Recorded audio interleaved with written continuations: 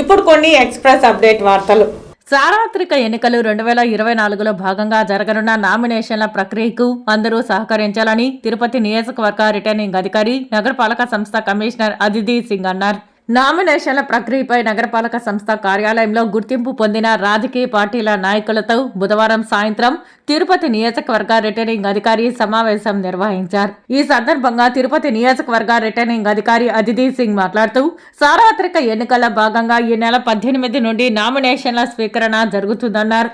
ఎన్నికల కమిషన్ నిబంధన మేరకు అన్ని ఏర్పాట్లు చేస్తున్నామని అన్నారు.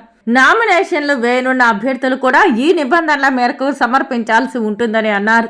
6, 7, 8 ఫామ్స్ ఈ నెల 15వ తేదీ వరకు గడువు ఉందన్నారు.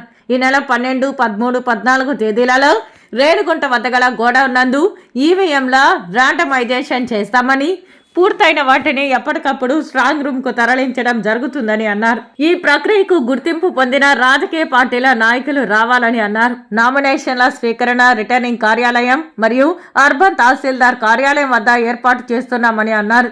అందరి యొక్క అనుమానాలు నివృత్తి చేసేందుకు హెల్ప్ డెస్క్ కూడా ఏర్పాటు చేస్తున్నామని అన్నారు.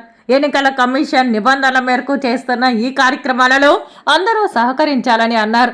ఈ సమావేశంలో అదనపు commissioner Charan Tej Reddy, deputy commissioner Amarayya, urban tahsildar Narayana Reddy, DT Jeevan, వివిధ రాజకీయ పార్టీల నాయకులు పాల్గొన్నారు.